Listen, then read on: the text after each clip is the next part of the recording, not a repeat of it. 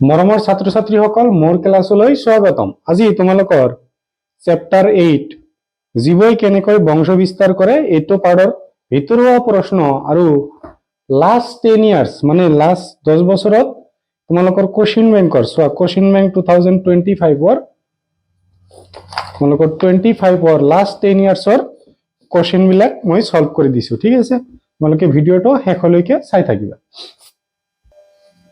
চোৱা প্ৰথম কোশ্চেনটো আমাক কি দিয়া আছে যে কিয় ডিএনএ প্ৰতিলিপিকৰণ প্ৰজনন প্ৰক্ৰিয়া এটা আৱশ্যকীয় অংগ। ঠিক আছে, তোমালোকৰ কি দিয়া আছে 2024 এই প্ৰশ্নটোৰ আৰু দুটা প্ৰশ্ন আহিব পাৰে। এনসাৰটো তোমালোকৰ একেটা হ'ব, 2024 আহিছে। প্ৰজনন প্ৰক্ৰিয়া ডিএনএ প্ৰতিলিপি আৱশ্যক কি? প্ৰজনন প্ৰক্ৰিয়া এটা অংগ হিচাপে ডিএনএ প্ৰতিলিপিকৰণ কিয় প্ৰয়োজন? ঠিক আছে, চোৱা তোমালোকৰ উত্তৰটো একেটাই হ'ব।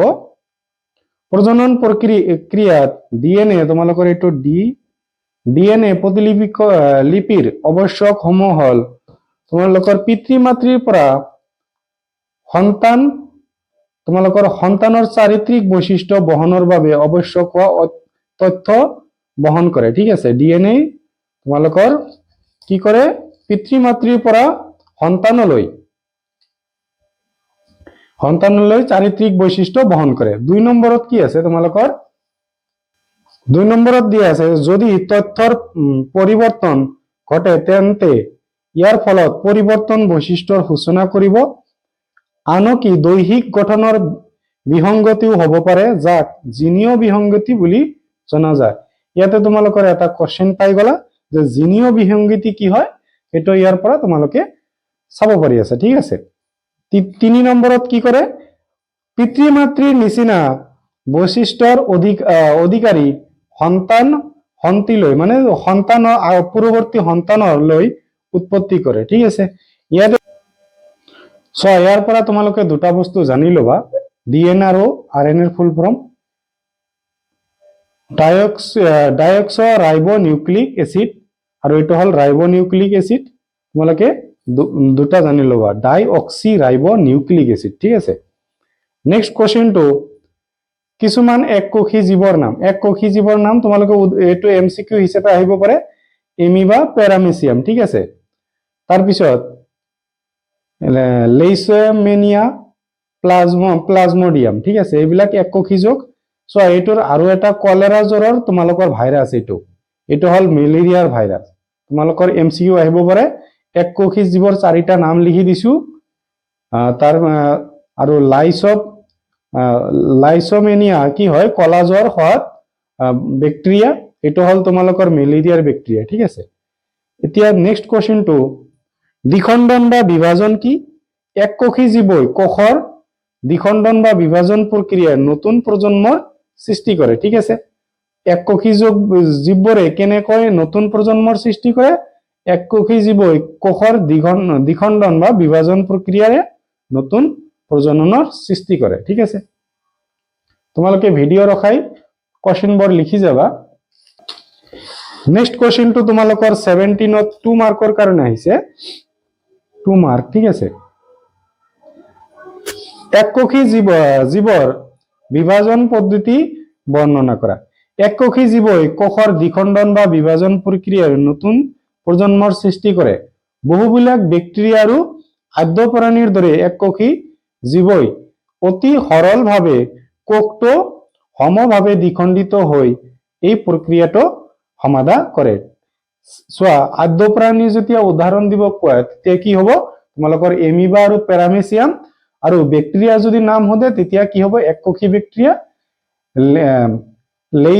লেইচমেনিয়া আৰু প্লাজমোডিয়াম। ঠিক আছে, বেক্টেৰিয়া দুটাৰ নাম হ'ব লেইচমেনিয়া আৰু প্লাজমোডিয়াম, আৰু কি হ'ব খাদ্য প্ৰাণীৰ উদাহৰণ দিলে তোমালোকৰ এমিবা আৰু প্যাৰামেচিয়াম হ'ব। তোমালোকে মনত ৰাখিবা এমসিকিউৰ কাৰণে। নেক্সট, এমিবাই কেনেদৰে বিভাজন কৰি বংশ বিস্তাৰ কৰে? ঠিক আছে, এমিবাই অতি সৰলভাৱে কোষটো সমভাৱে দ্বিখণ্ডিত বা বিভাজন কৰি কোষটো যিকোনো এটা সমতলীয় ৰেখাত বিভক্ত হৈ নতুন প্ৰজন্মৰ সৃষ্টি কৰে। সো এইটো ইম্পৰ্টেন্ট আছে, তোমালোকে মনত ৰাখিব পাৰা এইটো। নেক্সট প্ৰশ্নটো তোমালোকৰ 23 আহিছে, তোমালোকৰ কাৰণে ইম্পৰ্টেন্ট হয়। দ্বি বিভাজন আৰু বহু বিভাজনৰ মাজৰ পাৰ্থক্য দৰ্শোৱা। মানে পাৰ্থক্য লিখিব দিছে তোমালোকৰ। মই 4টা লিখি দিছো, তোমালোকৰ এইটো 2 মাৰ্কৰ কাৰণে আহিছিল, ঠিক আছে। তোমালোকে দুটা লিখি দিলে হ'ব, ঠিক আছে, দুটা লিখি দিলে হ'ব।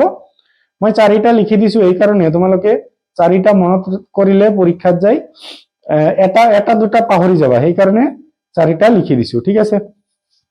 যে মাতৃদেহত 2টা খণ্ডত বিভক্ত হয় দ্বি বিভাজনত, আৰু বহু বিভাজনত কি হয়, মাতৃদেহৰ পৰা বহু আপত্য খণ্ডৰ সৃষ্টি হয়। এতিয়া প্ৰকৃত পক্ষে অংগজ জনন হয় তোমালোকৰ এক প্ৰকাৰৰ অনুনীত অযৌন জনন, ঠিক আছে। নেক্সট ৰেণু বা স্পোৰ উৎপন্ন হয়, ৰেণু বা ইয়াৰ সৃষ্টি হয়, ঠিক আছে। সাধাৰণতে প্ৰাণীৰ অনুকূল পৰিবেশত কি হয় ঘটে, এটা সাধাৰণতে প্ৰাণীৰ প্ৰতিকূল পৰিবেশত সম্পূৰ্ণ হয়, ঠিক আছে। তোমালোকে এই 4টা মনত ৰাখিবা, পৰীক্ষাত এটা দুটা পাহৰি গলে তোমালোকে লিখি আহিব পাৰা। দুটা যদি মনত ৰাখা তেতিয়া এটা পাহৰি গলে আৰু 2 মাৰ্ক তেতিয়া নাপাবা, ঠিক আছে। 4টা মনত ৰাখিবা। নেক্সট প্ৰশ্ন নহয় তোমালোকৰ পুনৰ্জীৱন কাক বোলে যদি এনেকুৱা দিয়ে, তেনেহলে তোমালোকে যাতে লিখিব পাৰা, কিছুমান জীৱক কাটি টুকুৰা কৰাৰ পিছত সেই টুকুৰাৰ পৰা নতুনকৈ সম্পূৰ্ণ জীৱ একোটা হয়, এইটোকে পুনৰ্জীৱন বুলি অভিহিত কৰা হয়। উদাহৰণ হৈছে হাইড্ৰা আৰু প্লেনেৰিয়া, ঠিক আছে। তোমালোকৰ হাইড্ৰাৰ ওপৰত কোশ্চিন আছে। নেক্সট তোমালোকৰ কি মুকুলোদগম। এই প্ৰজনন প্ৰক্ৰিয়াত সংশ্লিষ্ট জীৱদেহৰ নিৰ্দিষ্ট স্থানত পুনৰাবৰ্তীভাৱে কোষৰ বিভাজন ঘটি টেমুনাৰ সৃষ্টি হয়। পুৰঠ হয়, এইটো টয়গাটে মই মইটো হোৱাৰ পিছত মাতৃ জীৱৰ পৰা বিচ্ছিন্ন হৈ এক স্বতন্ত্ৰ জীৱত পৰিণত হয়। উদাহৰণ হল হাইড্ৰা আৰু ইষ্ট। তোমালোকৰ MCQৰ কাৰণে মনত ৰাখিবা যে হাইড্ৰা আৰু ইষ্টে কেনেকৈ নতুন জীৱৰ সৃষ্টি কৰে, মুকুলোদগমৰ। নেক্সট প্ৰশ্ন কি কৈছে, হাইড্ৰাৰ মুকুলোদগম পদ্ধতি বৰ্ণনা কৰা। এইটো তোমালোকৰ 16ত আহিছিল। 16ত এইটো তোমালোকৰ 2 মাৰ্কৰ কাৰণে দিছিল, ঠিক আছে।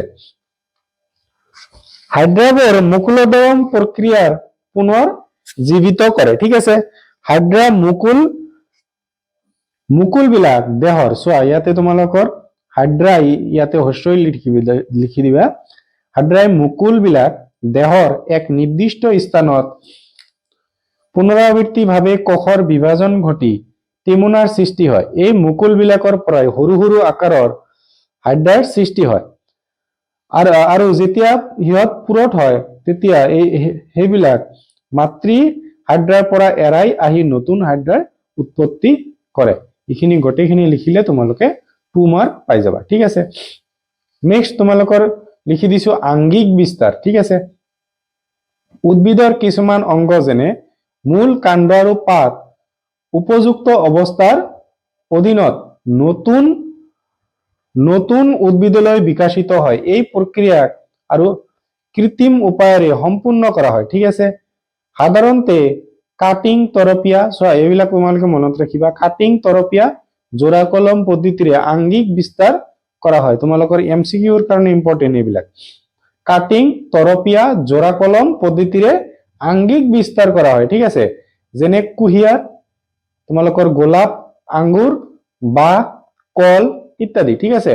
যিবিলাক গছৰ মানে কি নহয়, বীজৰ পৰা নহয়, তোমালোকৰ এটা গছৰ পৰা আন এটা গছ উৎপত্তি হয়, এইবিলাক কি হয়, আংগিক বিস্তাৰেৰে প্ৰজনন কৰে, ঠিক আছে। তোমালোকে ভিডিঅ ৰখাই লিখি ল'বা। আংগিক বিস্তাৰৰ ওপৰত কোশ্চিন আছে। আংগিক বিস্তাৰণৰ সুবিধা লিখা। এই প্ৰশ্নটো 2023ত কেনেকুৱা আহিছিল, মই সৰুকে লিখি দিছো। আংগিক বিস্তাৰণ পদ্ধতিৰ দ্বাৰা উৎপাদন কৰা উদ্ভিদসমূহৰ ক্ষেত্ৰত কি সুবিধা পোৱা যায় ব্যক্ত কৰা। 2023ত 3 মাৰ্কৰ কাৰণে আহিছিল। এনসাৰটো হ'ব তোমালোকৰ, কোশ্চিনটো ইয়াৰ পৰা তোমালোকে ৰখাই লিখি ল'বা, আৰু এনসাৰটো ইয়াতে দিয়া আছে যে বীজৰ পৰা উৎপত্তি হোৱা উদ্ভিদ বিলাকতকৈ আংগিক বিস্তাৰণৰ যোগেদি উৎপত্তি হোৱা উদ্ভিদবিলাকৰ আগতীয়াকৈ ফুল ফল ধৰে। ঠিক আছে, কি হয় আগতীয়াকৈ ফুল ফল ধৰে, মানে তোমালোকৰ বীজৰ পৰা যিবিলাক উদ্ভিদ উৎপত্তি হয় আৰু আংগিক বিস্তাৰণৰ দ্বাৰা প্ৰজনন কৰিলে সেইবিলাক ফুল আৰু ফল আগতে ধৰে। এতিয়া যিবিলাক উদ্ভিদৰ গুটি নধৰে সেই উদ্ভিদবোৰক আংগিক বিস্তাৰণৰ দ্বাৰা বংশবৃদ্ধি কৰা হয়, যেনে কল, কমলা, অনাৰস, গোলাপ, তগৰ, তাৰপিছত তোমালোকৰ কি হ'ব বাঁহ, এইবিলাক আদি। ঠিক আছে, নেক্সট এনে পদ্ধতিৰে উৎপত্তি হোৱা উদ্ভিদবিলাকৰ আনুবংশিকভাৱে একে হোৱাৰ উপৰিও চৰিত্ৰগত বৈশিষ্ট্যবিলাক প্ৰত্যেক পুৰুষৰ সৈতে একে হয়। ঠিক আছে, এই তিনিটা লিখিলে তোমালোকে 3 নম্বৰ পাবা। ঠিক আছে, মই প্ৰশ্নটো লিখিছো কি আংগিক বিস্তাৰণৰ সুবিধা লিখা।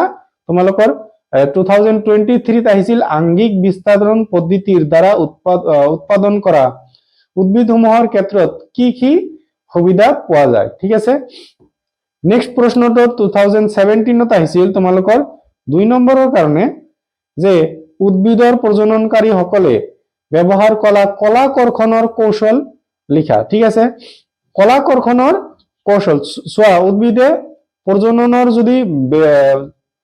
যদি কয় উদ্ভিদৰ প্ৰজননৰ কি কয় প্ৰজননৰ কি কেনেদৰে প্ৰজনন কৰে, প্ৰজনন পদ্ধতি বিলাক যদি সোধে তেতিয়া তোমালোকৰ এইকেইটা উত্তৰ হ'ব। মই লিখিছিলো প্ৰথমতে, যদি কয় প্ৰজননৰ কি হয় পদ্ধতি বিলাক লিখা তেতিয়াহ'লে এইকেইটা হ'ব। এতিয়া কলাকৰ্ষণ কৈছে সেইকাৰণে তোমালোকৰ কি হ'ব ইয়াতে জোৰা কলম, তৰপীয়া, কাটিং, কলম দিয়া। ঠিক আছে, এইকেইটা হ'ব তোমালোকৰ উত্তৰটো। নেক্সট মই তোমালোকক এনে দিছো ভিতৰুৱা প্ৰশ্ন, যে ৰেণুধানী কি? দৃষ্টিগোচৰ হোৱা সৰু সৰু মাৰিত ওলমি থকাৰ দৰে টোপোলাবোৰৰ হল প্ৰজনন আংগিকা। এই সৰু সৰু টোপোলা সদৃশ আংগিকা বিলাকক ৰেণুধানী বোলে। ঠিক আছে, আহিব পাৰে তোমালোকে মনত ৰাখিবা।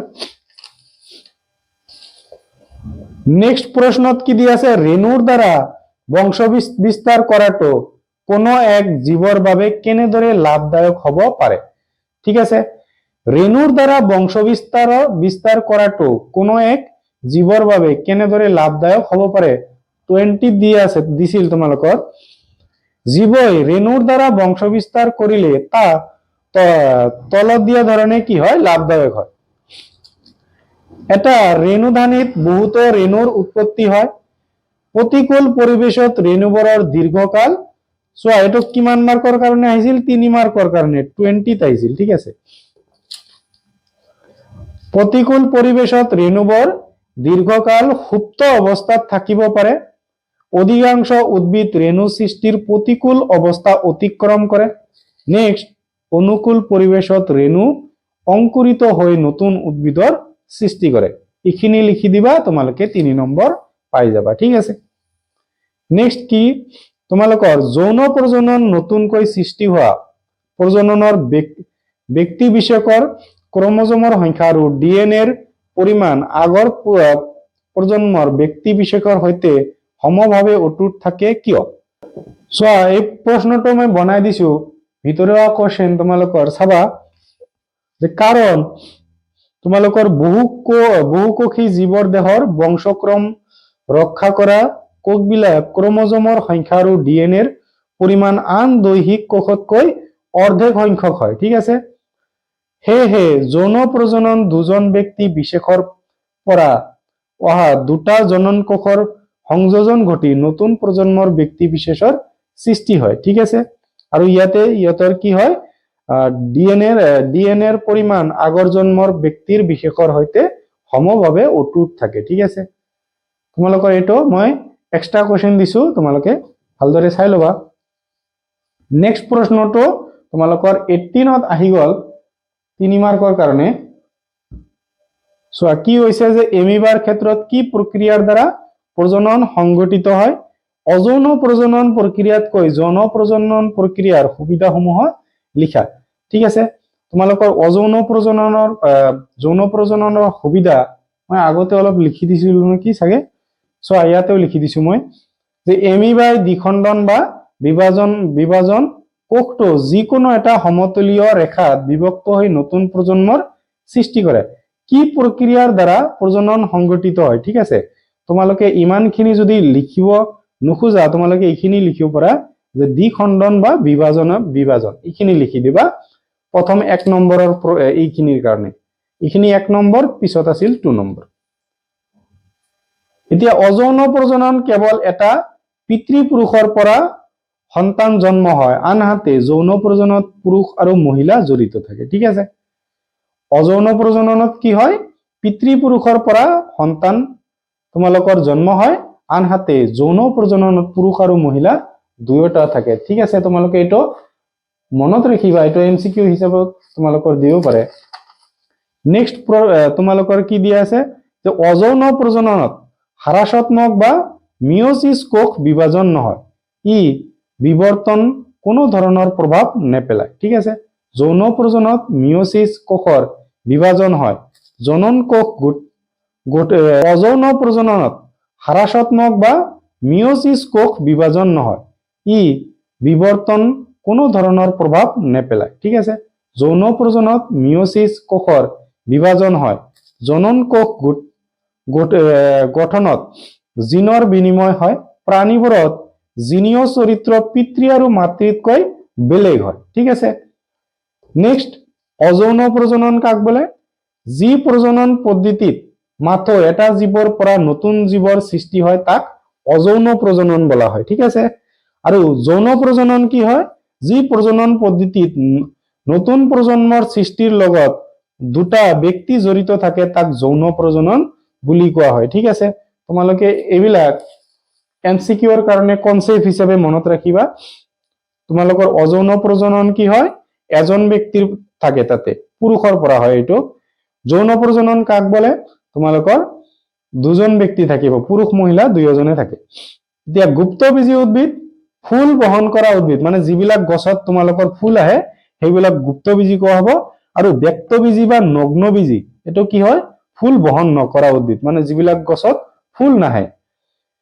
নেক্সট পুংকেশৰ উদ্ভিদৰ পুং প্ৰজনন অংগ ঠিক আছে পুংকেশৰটো কি হয় উদ্ভিদৰ পুং প্ৰজনন অংগ স্ত্ৰীকেশৰ হল স্ত্ৰী প্ৰজনন অংগ নিষেচন সো নিষেচন তোমালোকৰ ডেফিনেশন মনত ৰাখিবা পুংজনন কোষ আৰু স্ত্ৰীজনন কোষৰ মিলনৰ ফলস্বৰূপে যোজন কোষ উৎপন্ন হোৱা প্ৰক্ৰিয়াক নিষেচন বলা হয় ঠিক আছে এতিয়া যোজন কোষ কি পুংজনন কোষ আৰু স্ত্ৰীজনন কোষৰ মিলনৰ দ্বাৰা সৃষ্টি হোৱা দ্বিগুণীয়া কোষ ইয়াক 2n বুলি কোৱা হয় ঠিক আছে অতলত লিখি দিছো মই দ্বিগুণীয়া কোষ মানে 2n সংখ্যক ক্ৰমোজোম থকা কোষ ঠিক আছে পুংজনন কোষ আৰু স্ত্ৰীজনন কোষৰ মিলনৰ দ্বাৰা সৃষ্টি হোৱা দ্বিগুণীয়া কোষক জনন কোষ বলা হয় আৰু দ্বিগুণীয়া কোষ মানে 2n কোষ ঠিক আছে এতিয়া পৰাগধনিৰ ভিতৰত উৎপন্ন হোৱা উদ্ভিদৰ ৰেণু বা পুংজনন কোষ এতিয়া পৰাগযোগ ফুলৰ পৰাগধনিৰ পৰা গৰ্ভমণ্ডলৈ পৰাগ ৰেণুৰ স্থানান্তৰণ প্ৰক্ৰিয়া ঠিক আছে এটো কি কব পৰাগযোগ এতিয়া পৰাগযোগৰ তোমালোকৰ দুটা ভাগ আছে এটা হল স্বপৰাগযোগ এটা হল ইতৰ পৰাগযোগ তোমালোকক মনত ৰাখিবা কনসেপ্ট বিলাক স্বপৰাগযোগ মানে একেপা ফুলতে পৰাগধনিৰ পৰা গৰ্ভমণ্ডলৈ পৰাগ ৰেণুৰ স্থানান্তৰ ঠিক আছে আৰু ইতৰ পৰাগযোগ হল বতাহ পানী প্ৰাণী আদি কাৰকৰ জৰিয়তে এজোপা উদ্ভিদৰ এপাহ ফুলৰ পৰাগধনিৰ পৰা অন্য এজোপা উদ্ভিদৰ ফুলৰ গৰ্ভমণ্ডলৈ পৰাগ ৰেণুৰ স্থানান্তৰ তোমালোকে এনেকুৱা মনত ৰাখিবা স্বপৰাগযোগ মানে এটা ফুলৰ মাজত হ'ব ইতৰ পৰাগযোগ দুটা বেলেগ বেলেগ ফুলৰ মাজত হয় ঠিক আছে তোমালোকে ডেফিনিশন ইমান ইম্পৰ্টেন্ট নহয় ইতৰ পৰাগযোগটো পঢ়ি লবা ইতৰ পৰাগযোগটো আহিব পাৰে কিন্তু এমসিকিউ এৰ কাৰণে বহুত ভেৰি ভেৰি ইম্পৰ্টেন্ট ইতৰ পৰাগযোগ স্বপৰাগযোগ দুইটা ইতৰ পৰাগযোগৰ কাৰক সুধিব পাৰে যে ইতৰ পৰাগযোগ ঘটোৱা কাৰক বিলাক কি হ'ব आंसर কি হ'ব বতাহ পানী প্ৰাণী ঠিক আছে নেক্সট অঙ্কুৰণ উপযুক্ত পৰিবেশত বীজৰ পৰা গছ পুলিৰ বিকাশ হোৱা প্ৰক্ৰিয়া ঠিক আছে এতিয়া মাইটোসিস বা দৈহিক কোষৰ বিভাজন মাইটোসিস অলপ আগতে পাই আহিলা দৈহিক কোষৰ বিভাজন য'ত আপত্য কোষৰ ক্ৰমোজোমৰ সংখ্যা মাতৃকোষৰ ক্ৰমোজোমৰ সংখ্যাৰ সমান প্ৰতিটো কোষ দুটা আপত্য কোষলৈ বিভাজিত হয় এতিয়া থিওসিস বা হ্ৰাসাত্মক কোষ বিভাজন জীৱৰ জনন কোষত এই বিভাজন হয় এই প্ৰক্ৰিয়া মাতৃকোষৰ কোষটো দুবাৰ বিভাজিত হৈ চাৰিটা আপত্য কোষৰ সৃষ্টি হয় আৰু প্ৰতিটো কোষতেই মাতৃকোষৰ ক্ৰমোজোমৰ সংখ্যাৰ অৰ্ধেক হয় হ'ব এইখিনি তোমালোকে মনত ৰাখিবা এতিয়া তোমালোকৰ ইতৰ পৰাগযোগৰ ওপৰত কোশ্চিন আহিছিল 3 নম্বৰ কাৰণে যে ইতৰ পৰাগযোগ ঘটোৱা সহায় কৰা কাৰক দুটাৰ নাম লিখা এটা বীজ আৰু এটা ফলৰ বিকাশ কেনেদৰে ঘটে চোৱা ইতৰ পৰাগযোগ অলপ আগতে পঢ়িলো কাৰকবোৰ কি হয় বতাহ পানী প্ৰাণী এটা লিখিব দিছে 1 নম্বৰৰ কাৰণে তিনিটা লিখি দিছো তোমালোকৰ যেটো ভাল লাগে এটা লিখি লবা নেক্সট এটা বীজ আৰু এটা ফলৰ বিকাশ কেনেদৰে হয় তোমালোকৰ ডিম্বকটোৰ যোজন কোষটো একে লেঠাৰিয়ে কেইবাবাৰো বিভাজন ঘটি ভ্ৰূণৰ সৃষ্টি হয় ইয়াৰ লগে লগে ডিম্বকৰ চাৰিওকাষে এখন ডাঠ আৱৰণৰ সৃষ্টি হৈ পৰৱৰ্তী কালত বীজলৈ পৰিৱৰ্তিত হয় ইয়াৰ সমান্তৰালকৈ গৰ্ভাশয়টো খৰতকীয়াকৈ বৃদ্ধি আৰু বিকাশ ঘটি পুৰত ফল লৈ পৰিৱৰ্তিত হয় ঠিক আছে তোমালোকৰ এইখিনি লিখি দিলে তোমালোকে 3 নম্বৰ পাই যাবা ঠিক আছে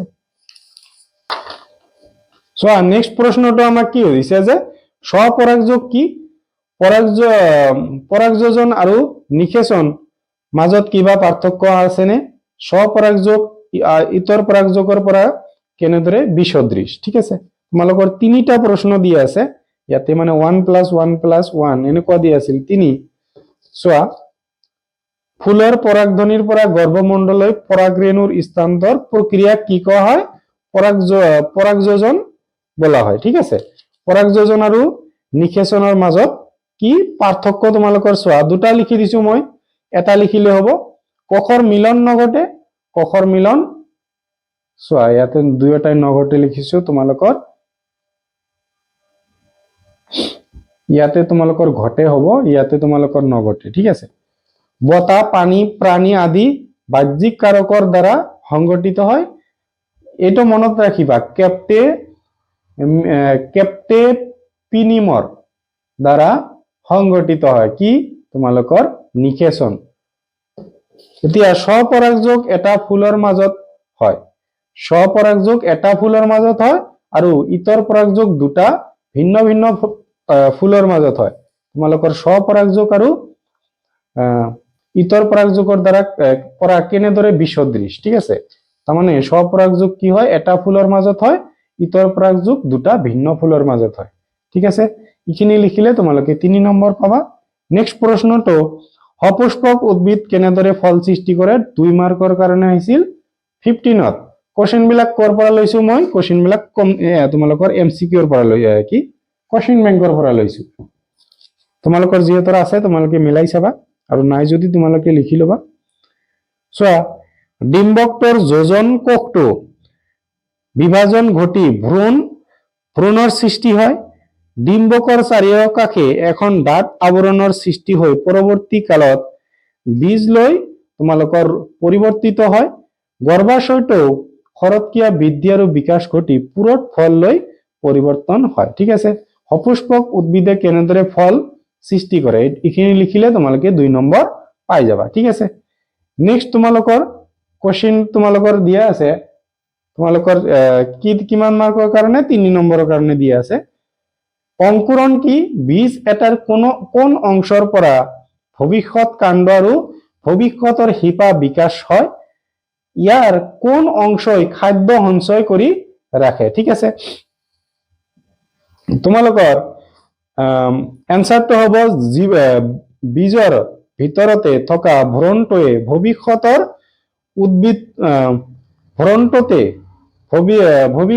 উদ্ভিদটোত থাকে আৰু ইয়াৰ পৰাই উপযুক্ত পৰিবেশত অঙ্কুৰিত হৈ গছ পুলিটো গজি উঠে ঠিক আছে এই প্ৰক্ৰিয়াটোক বীজৰ অঙ্কুৰণ বলা হয় এতিয়া তোমালোকৰ কোশ্চেন দ্বিতীয় কোশ্চেনটো কি সুধিছে ইয়াৰ লগত যে বীজ এটাৰ কোন অংশৰ পৰা ভৱিষ্যতৰ কাণ্ড আৰু ভৱিষ্যতৰ শিপা বিকাশিত হয়। তোমালোকৰ ভ্ৰূণমূল বা ভ্ৰূণমূলৰ আন এটা নাম ভৱাকাণ্ড। ঠিক আছে, ভ্ৰূণমূলৰ আন এটা নাম কি? ভৱাকাণ্ড। তোমালোকে ভ্ৰূণমূলটো লিখিব চেষ্টা কৰিবা। ভ্ৰূণমূলটো মানে সকলো ছাৰে জানে, কিন্তু ভৱাকাণ্ড কিছুমান ছাৰে চোৱা মনত নাথাকিব পাৰে। এইটো তোমালোকৰ একুৰেট। ঠিক আছে, 100% শুদ্ধ এইটো। নেক্সট তোমালোকৰ কি কৰিছে, ইয়াৰ কোন অংশই খাদ্য সঞ্চয় কৰে? বীজপত্ৰত খাদ্য সঞ্চয় হয়। বীজপত্ৰত কি হয়? খাদ্য সঞ্চিত হয়। এইখিনি লিখিলে তোমালোকে 3 নম্বৰ পাই যাবা। নেক্সট প্ৰশ্ন সুধিছে যে সপুষ্পক উদ্ভিদত যৌন প্ৰজনন প্ৰক্ৰিয়া বৰ্ণনা কৰা। এইটো অকমান দীঘল হৈছে, মই তোমালোকক অলপ শৰ্ট কৰিব দিব চেষ্টা কৰিম। 19ত আহিছে 3 নম্বৰৰ কাৰণে যে সপুষ্পক উদ্ভিদৰ প্ৰজনন অংগবিলাক ফুল পাহত অৱস্থিত। ইয়াৰ পুংকেশৰ আৰু স্ত্ৰীকেশৰ হল প্ৰজনন অংগ য'ত জনন কোষবিলাক থাকে। পুংকেশৰ হল পুংজনন অংগ আৰু ইহঁতেই পৰাগৰেণুত উৎপত্তি হয়। এইবিলাক সাধাৰণতে হালধীয়া বৰণৰ। চোৱা তোমালোকে মনত ৰাখিবা, পুংকেশৰ বিলাক হালধীয়া বৰণৰ, এইটো MCQ আহিব পাৰে। স্ত্ৰীকেশৰ বিলাক ফুলৰ কেন্দ্ৰীয় স্থানত অৱস্থিত আৰু ইয়ে হল ফুলৰ স্ত্ৰী প্ৰজনন অংগ। ঠিক আছে, তোমালোকে এইখিনিলৈকে ষ্টপ কৰি দিবা। চোৱা যদি কোনোবাই এই 3টা লাইন লিখিব খোজা লিখি দিব পাৰা, যদি লিখিব খোজা নাই তেনেহলে এইটো ষ্টপ কৰি দিবা, কিন্তু পিছৰখিনি লিখিব লাগিব। মই এইখিনি পঢ়ি থকা নাই, তোমালোকে চাই ল'বা এইখিনি এক্সট্ৰাখিনি। পৰাগধ্বনিৰ পৰা পৰাগৰেণুৰ সব পৰাগযোগ নাইবা ইতৰ পৰাগযোগ প্ৰক্ৰিয়াৰ জৰিয়তে স্ত্ৰীকেশৰ গৰ্ভমণ্ডলৈ স্থানান্তৰিত হয় আৰু পৰাগৰেণুৰ ভিতৰত তোমালোকৰ কি হয়? উৎপন্ন হোৱা পুংজনন কোষ পৰাগনলীৰে আহি ডিম্বকৰ ভিতৰত অৱস্থিত ডিম্ব অৰ্থাৎ স্ত্ৰীজনন কোষৰ লগত মিলিত হয়। এই প্ৰক্ৰিয়াটোক নিষেচন বুলি কোৱা হয়। 2 জনন কোষৰ যোজনৰ ফলত সৃষ্টি হোৱা কোষটো জনন কোষ বুলি কোৱা হয় আৰু ইয়াৰ পৰাই পৰৱৰ্তী কালত নতুন উদ্ভিদৰ সৃষ্টি হয়। এইখিনি তোমালোকে লিখিব লাগিব, অকমান দীঘল, কিন্তু 3 নম্বৰৰ কাৰণে এইখিনি লিখিব লাগিব তোমালোকৰ। ঠিক আছে, তোমালোকৰ 19ত আহিছিল, তোমালোকে চাব পাৰা। নেক্সট কোৱেশ্চনটো তোমালোকৰ 22ত আহিছে 3 মাৰ্কৰ কাৰণে যে একলিংগী পুষ্প কেনেদৰে উভয়লিংগী পুষ্পতকৈ বেলেগ? দুয়োবিধৰে এটাকৈ উদাহৰণ দিয়া। ঠিক আছে, তোমালোকৰ একলিংগী পুষ্প কেনেদৰে উভয়লিংগী পুষ্পতকৈ বেলেগ? কাৰণ তোমালোকৰ এপাহ ফুলে যেতিয়া কেৱল পুংকেশৰ অথবা স্ত্ৰীকেশৰ বহন কৰে তেতিয়া সিহঁতক একলিংগী, আৰু যেতিয়া পুংকেশৰ আৰু স্ত্ৰীকেশৰ দুয়োটা অংগ থাকে, চোৱা তোমালোকৰ এপাহ ফুলত কি থাকিব পাৰে? পুংকেশৰ থাকিলে পুংকেশৰে থাকিব আৰু স্ত্ৰীকেশৰ থাকিলে স্ত্ৰীকেশৰে থাকিব। ঠিক আছে, এইবিলাকক কি কোৱা হ'ব? একলিংগী। আৰু উভয়লিংগী বিলাক কি হ'ব? তোমালোকৰ দুয়োটাই থাকিব, মানে পুংকেশৰো থাকিব স্ত্ৰীকেশৰো থাকিব। এইবিলাকক উভয়লিংগী বোলা হয়। আৰু একলিংগী পুষ্পত কি হয়? একলিংগী পুষ্পত তোমালোকৰ ইতৰ পৰাগযোগ সংগঠিত হয়, তাৰমানে বেলেগৰ পৰা পুংৰেণু আহে, আৰু উভয়লিংগী পুষ্পত কি হয়? স্বপৰাগযোগ হয়। ঠিক আছে, এতিয়া একলিংগী পুষ্প আৰু উভয়লিংগী পুষ্পৰ মই উদাহৰণ নেক্সট পেজত দিছো, চাবা। তোমালোকে একলিংগী পুষ্পৰ উদাহৰণ হল তোমালোকৰ অমিতা আৰু তৰমুজ। উভয়লিংগীত মই জবা, সৰিয়হ আৰু আছে বহুতো, মই দিয়া নাই। ঠিক আছে, নেক্সট চোৱা, দীৰ্ঘছেদত এপাহ ফুলৰ চিত্ৰ আঁকি বিভিন্ন অংশসমূহ চিনাক্ত কৰা। তোমালোকৰ 15 আৰু 17ত আহিছিল 3 নম্বৰৰ কাৰণে। মই ছবিটো আঁকি দিয়া নাই। ঠিক আছে, মই ছবি আঁকাত ইমান ভালো নহয়। তোমালোকৰ পেজ নাম্বাৰ 134 এই যে এইটো ছবি তোমালোকে আঁকি দিবা। ঠিক আছে, গৰ্ভমুণ্ড, গৰ্ভদণ্ড, স্ত্ৰীকেশৰ, এইকেইটা কি কোৱা হ'ব? স্ত্ৰীকেশৰ, গৰ্ভাশয়, পৰাগধনু, পুংদণ্ড, পাহি বা দল, বেটুপাত। চোৱা, এই পৰাগধেনুত তোমালোকৰ ৰেণুটো আহি কি হয়? তোমালোকৰ ইয়াৰ মাজৰে এই গৰ্ভাশয়ত আহি নিষেচন হয়। ঠিক আছে, গৰ্ভদণ্ড মানে এইটো তোমালোকৰ এটা পাইপ বা ভেন বুলি ক'ব পাৰা, তোমালোকৰ কি ফুলৰ ভেন বুলি ক'ব পাৰা, ঠিক আছে। এইটো গৰ্ভমুণ্ড, ইয়াতে তোমালোকৰ কি থাকে স্ত্ৰী কেশৰটো থাকে, ঠিক আছে। স্ত্ৰী কেশৰটো ইয়াৰ পৰা ইয়ালৈ আহে আৰু পুংকেশৰ পৰা এইটো ইয়াৰ মাজেৰে আহি ইয়াতে কি হয় নিষেচন হয় বা ইন্টাৰকোৰ্স হয়, ঠিক আছে। তোমালোকে এইটো কি কৰিবা আঁকি ল'বা, নামবিলাক মনত ৰাখিবা। নেক্সট প্ৰশ্নটো 22 মাৰ্কৰ আহিছে। চোৱা, স্পাইগাইৰা বা হৰপিল হেলাই, স্পাইগাইৰাৰ আন এটা নাম কি হয় হৰপিল হেলাই, কেনেদৰে বংশ বিস্তাৰ কৰে, ঠিক আছে। স্পাইগাইৰাই বিভংগন প্ৰক্ৰিয়াৰ দ্বাৰা বংশ বিস্তাৰ কৰে। স্পাইগাইৰা হোৱাৰ পিছত স্পাইগাইৰাবোৰৰ বা স্পাইগাইৰা নহয়, স্পাইঙ্গ হোৱাৰ পিছত স্পাইগাইৰাবোৰৰ দেহটো কিছুমান সৰু সৰু খণ্ডত বিভক্ত হয় আৰু এই সৰু সৰু খণ্ডিত টুকুৰাবোৰৰ পৰাই নতুন প্ৰজন্মৰ সৃষ্টি হয়, ঠিক আছে।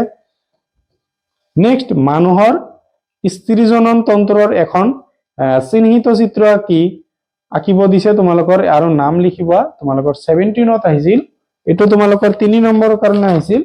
মই ছবিটো আঁকি দিয়া নাই, তোমালোকৰ 137 পেজত তোমালোকৰ এইটো ছবি আঁকি দিব লাগিব, ঠিক আছে। এইটো ছবি আঁকিলে তোমালোকে 3 নম্বৰ পাবা। নেক্সট প্ৰশ্ন তোমালোকক কি সুধিছে যে আমৰা বা প্ৰচেষ্টা কি কি কাৰ্য সম্পূৰ্ণ কৰে, 22ত আহিছে। এতিয়া গৰ্ভ অৱস্থা ভ্ৰূণটো গৰ্ভাশয়ৰ অন্ত আচ্ছাদনৰ লগত এবিধ বিশেষ কলাৰ দ্বাৰা বান্ধ খাই থাকে, ইয়াক আমৰা বা প্লেসেন্টা বলা হয়। ই মাতৃৰ ৰক্তৰ পৰা ভ্ৰূণলৈ পুষ্টি যোগোৱাত সহায় কৰে। ভ্ৰূণৰ ফালে থকা আমৰা ক্ষুদ্ৰ আঙুলি সদৃশ প্ৰবৰ্ধক ভিলাই বলা হয়, যিয়ে মাতৃদেহৰ পৰা ভ্ৰূণলৈ অক্সিজেন আৰু গ্লুকোজ স্থানান্তৰণ সহায় কৰে, ঠিক আছে। কি কৰে ভিলায়ে, কি কৰে তোমালোকৰ অক্সিজেন আৰু গ্লুকোজ স্থানান্তৰিত কৰে, ঠিক আছে, মনত ৰাখিবা। ভ্ৰূণে সৃষ্টি কৰা ৰেচনৰ তোমালোকৰ পদাৰ্থবিলাক মাতৃদেহত এৰি হ'ব, এইটো এৰি দিয়াতো ই সহায় কৰে, ঠিক আছে। আমৰাই কি কৰে চোৱা, ইয়াতে ভ্ৰূণ মানে কি কৈছে, এজন প্ৰেগনেন্ট অমেনৰ কথা কোৱা হৈছে, আৰু পেটত যে বাচ্চাটো থাকে সেই বাচ্চাটোক ভ্ৰূণ বুলি কোৱা হৈছে ইয়াতে, ঠিক আছে। সেই ভ্ৰূণে বাচ্চাটো মানে ৰেচন মানে কি পেচাব বা পায়খানা এইবিলাক কি কৰে মাতৃদেহত এৰি দিয়াতো সহায় কৰে, ঠিক আছে, আমৰা বা প্ৰচেষ্টাই। নেক্সট তোমালোকৰ ঋতুচক্ৰ কেনেদৰে সংগঠিত হয়, তোমালোকৰ আহিছিল 20, এইটো 3 নম্বৰৰ কাৰণে আহিছিল। নিষেচন নহলে ডিম্বকটোৰ কি হয়, চোৱা একেটা প্ৰশ্নই তোমালোকৰ এনেকৈ দিব পাৰে, এনসাৰটো একে হ'ব। গৰ্ভাশয়টোৱে প্ৰতি মাহতে একোটা নিষেচন ডিম্ব পালন কৰিবলৈ নিজকে প্ৰস্তুত কৰি ৰাখে। সেয়ে ডিম্বাশয়ৰ অন্ত আচ্ছাদক কোমল আৰু ডাঠ হয়। নিষেচনৰ পৰা ভ্ৰূণ হলে ইয়াত এই অন্ত আচ্ছাদনখন পোষণ যোগান ধৰাৰ প্ৰয়োজন হয়। যদি নিষেচন নহয়, চোৱা তোমালোকে লাগিলে এইখিনি স্কিপ কৰি দিব পাৰা, ঠিক আছে, এই দুটা লাইন। নিষেচন নহয় তেতিয়া আচ্ছাদকখন ভাঙি যায় আৰু ৰক্ত আৰু শ্লেষ্মা হিচাপে জনি বা ভেজাইনা পথেদি বাহিৰ হৈ আহে, ঠিক আছে। প্ৰতি মাহে এইটো চক্ৰকাৰে চলি থাকে, ইয়াক ঋতুচক্ৰ বলা হয়। এই প্ৰক্ৰিয়াটো 2 পৰা 8 দিন, তোমালোকৰ কি হয় ঋতুচক্ৰটো 2 পৰা 8 দিন পৰ্যন্ত চলি থাকে, ঠিক আছে। আনহাতে ডিম্বৰ উৎপাদনৰ পৰা ৰক্ত শ্লেষ্মাৰ নিহৰণ পৰ্যন্ত এই পৰিঘটনাটো চক্ৰটোক ঋতুচক্ৰ বলা হয়। এই চক্ৰটো সম্পূৰ্ণ হবলৈ প্ৰায় 24 দিন লাগে। চোৱা ইয়াতে এমসিকিউ আছে যে ঋতুচক্ৰ সম্পূৰ্ণ হবলৈ কিমান দিন সময় লাগে, 24 দিন। আৰু তোমালোকৰ কি হয় চোৱা নেক্সট কোৱেশ্চনটো, এইটো তোমালোকে মনত ৰাখিবা, ওয়াৰ্ড বিলাক অলপ কঠিন কিন্তু কি কৰিবা উপায় নাই। নেক্সট তোমালোকৰ কি দিছে 2 মাৰ্কৰ কাৰণে দিয়া আছিল, এইটো যে বিভিন্ন ধৰণৰ গৰ্ভনিৰোধক পদ্ধতি কি 15ত আহিছিল। চোৱা 2 মাৰ্কৰ কাৰণে আহিলে এইবিলাক লিখি দিবা, তোমালোকৰ 4 বা 5 মাৰ্ক দিলে তেনেহলে এইবিলাক লগত লিখি দিব লাগিব। এতিয়া কাৰিকৰক পদ্ধতি প্ৰতিবন্ধক, ঠিক আছে, কাৰিকৰক প্ৰতিবন্ধক মানে কন্ডম ব্যৱহাৰ কৰা, ঠিক আছে, ইন্টাৰকোৰ্সৰ সময়ত কন্ডম ব্যৱহাৰ কৰা, মানে তো ফিমেল কন্ডম হ'ব পাৰে, এটা মেল কন্ডমও হ'ব পাৰে, মানে শুক্ৰাণুবিলাক ডিম্বাণুৰ কোষৰ সৈতে মিলন নোহোৱাকৈ আবদ্ধ কৰি ৰাখিব পৰা যায়, ঠিক আছে। এতিয়া অৰেল কন্ট্ৰাসেপ্টিভ পিল বা টেবলেট খোৱা, ঠিক আছে, ইন্টাৰকোৰ্সৰ আগত বা পিছত অৰেল তোমালোকৰ কন্ট্ৰাসেপ্টিভ বা টেবলেট দেহৰ হৰমোনীয় ভাৰসাম্য পৰিৱৰ্তন কৰি আৰু ডিম্বমুক্ত হোৱাটো প্ৰতিৰোধ কৰে। এইটো বেছিভাগ ফিমেলৰ ক্ষেত্ৰত হয়, ফিমেলে খাব লাগে মানে মেডিচিনটো। এনেদৰে নিষেচনৰ ক্ষেত্ৰত প্ৰতিবন্ধকতাৰ সৃষ্টি কৰে, ঠিক আছে। নেক্সট তোমালোকৰ কি দি আছে যে লুপ বা কপাৰ্টি বুলি তোমালোকে জানা, গৰ্ভধাৰণ প্ৰতিৰোধ কৰিবলৈ জৰায়ুত লুপ বা কপাৰ্টি সংস্থাপন কৰা হয়, ঠিক আছে। তাতে কি কৰা হয় মানে যাতে ডিম্বাণু আৰু তোমালোকৰ শুক্ৰাণু কি হয় নিষেচন যাতে নহয়, ঠিক আছে। তাৰপিছত বন্দীকৰণ, এইটো কি হয়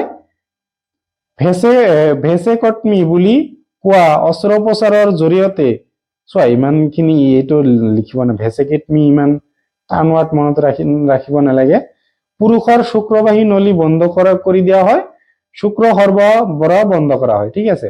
আনহাতে স্ত্ৰীৰ ক্ষেত্ৰত টিউবেক্টমি বুলি কোৱা অস্ত্ৰোপচাৰৰ জৰিয়তে, চোৱা এমচিকিউ হিচাপে দিব পাৰে যে ভেচেক্টমি মানে কি হয়, তোমালোকৰ টিউবেক্টমি মানে কি হয়, অস্ত্ৰোপচাৰৰ জৰিয়তে ডিম্ববাহী নলী বন্ধ কৰা হয়, ঠিক আছে। নেক্সট হল অস্ত্ৰোপচাৰ। এতিয়া এইটো তোমালোকৰ কি, এতিয়া তোমালোকৰ কি চিকিৎসা বিজ্ঞান বহুত উন্নত হল, অস্ত্ৰোপচাৰৰ লগতে মেডিচিন বা ইনজেকশ্যনৰ দ্বাৰাও কৰিব পৰা যায়। এতিয়া অস্ত্ৰোপচাৰৰ দ্বাৰা অবাঞ্ছিত গৰ্ভধাৰণ নষ্ট কৰিব পৰা যায়, ইয়াক গৰ্ভপাত বোলা হয়। মানে তোমালোকৰ বাচ্চা এটা পেটত আহিল, এইটো মানে যদি জন্ম দিব নোখোজে তেনেহলে মেডিচিন বা টেবলেট খালেও হয়, আৰু টেবলেট খাই যদি নহয় তেনেহলে অস্ত্ৰোপচাৰ বা অপাৰেশ্যন কৰি সেই বাচ্চাটো নষ্ট কৰি দিব পাৰে, ঠিক আছে। তোমালোকৰ এইখিনিতে এইটো পাৰ্টৰ ভিতৰুৱা প্ৰশ্নবোৰ মই সমাপ্ত কৰি দিছো, ইম্পৰ্টেন্ট খিনি। চোৱা তোমালোকে যদি ভিডিঅ'টো চাই ভাল পাইছা তেনেহলে নিজৰ সমনীয়াৰ সৈতে শ্বেয়াৰ কৰি দিবা, চেনেলটোত নতুন আহিছা যদি চেনেলটো ছাবস্ক্ৰাইব কৰি যাবা। আৰু তোমালোকে যদি পুৰণি এইটো মানে সায়েন্সৰ যদি ভিতৰুৱা প্ৰশ্নবোৰ চোৱা নাই, ভিতৰুৱা প্ৰশ্নৰ ভিডিঅ' মানে চেপ্টাৰ 1, চেপ্টাৰ 2, চেপ্টাৰ 3 আৰু তোমালোকৰ চেপ্টাৰ কিমান আছে, চেপ্টাৰ 7, এইটো হল চেপ্টাৰ 8, এই পুৰণি ভিডিঅ' বিলাক যদি চোৱা নাই, মই প্লে লিষ্ট বনাই দিছো, মানে ক্লাছ 10 সায়েন্স বুলি লিখা আছে, সেইটোত যায় ক্লাছ 10 সায়েন্স ইম্পৰ্টেন্ট ফৰ 2024-25 এনেকুৱা লিখা আছে, সেইটোত যায় তোমালোকে চিৰিয়েলি ভিডিঅ' বিলাক চাই ল'ব পাৰিবা, ঠিক আছে।